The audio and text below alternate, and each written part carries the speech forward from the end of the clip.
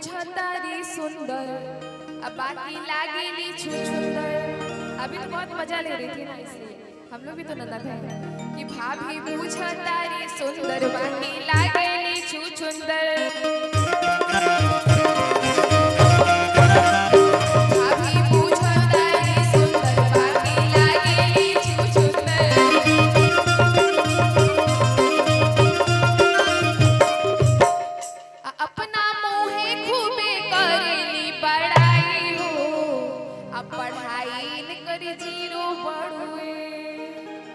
सही बात है ना कि अपना मुँहे घूमे करेली बड़ाई हो, बढ़ाई निकल जीरो बढ़े।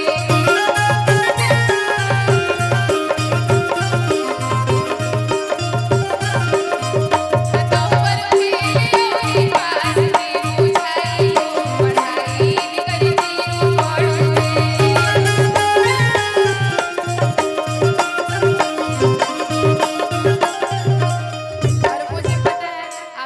अच्छे से नहीं दिया गया होगा, भाभी नेग अच्छे से नहीं दी होगी, इसीलिए इनकर बहिनी बूझस रानी अब बाकी लागस नौकरानी। और इनके भैया भी बहुत अच्छा काम करते हैं। अब भाई करो तारी बाथरूम की सफाई हो, बढ़ाई निकल जीरो बढ़े। भाई करो तारी बाथरूम की सफाई हो, नंबर के पास में बुझाई हो, बढ़ाई निकल जीरो बढ़े।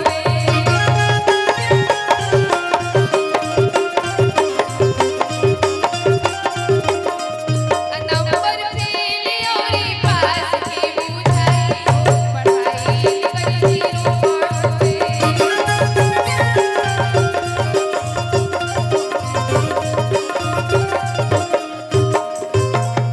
और ये गाना हमारे घर लुटाई हो जानिए नाना दो।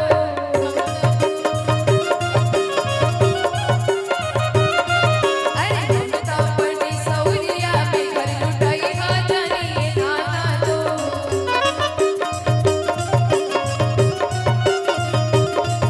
लुटाई हो जानिए नाना दो, घर बिलाई हो जानिए नाना दो। लुटाई हो जानिए नाना दो, घर बिलाई हो जानिए नाना दो।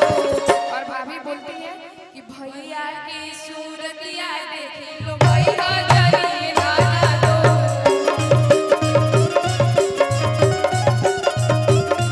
अरे भैया की सिकड़िया देख लो, भैया जानिए नाना दो।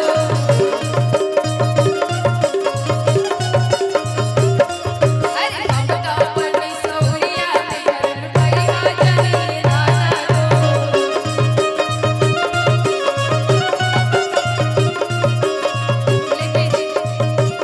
लेकिन बोलो जी, हम लोग ये बोलेंगे कि हाय रे तोर भौजी बड़की दानी ए ननद रानी।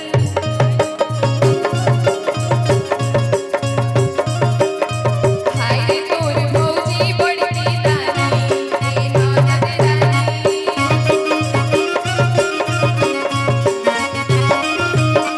काले मोहर लागे निशानी ए ननद रानी।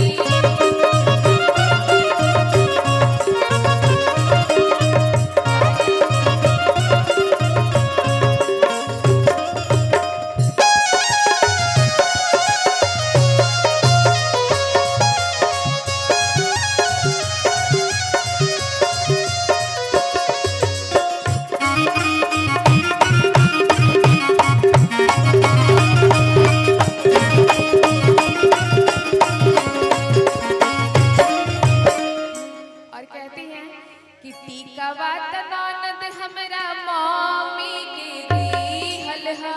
भाभी को इधर बोलती है कि आपकी भाभी दानी है, जो मांगे आज दिल खोल के देंगे।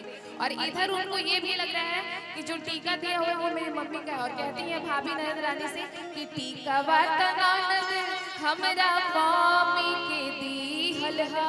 तो ननद से कहते हैं ठीक है झुमका ही दे दीजिए। तो कहती है झुमका पापा के निशानी ए ननद रानी।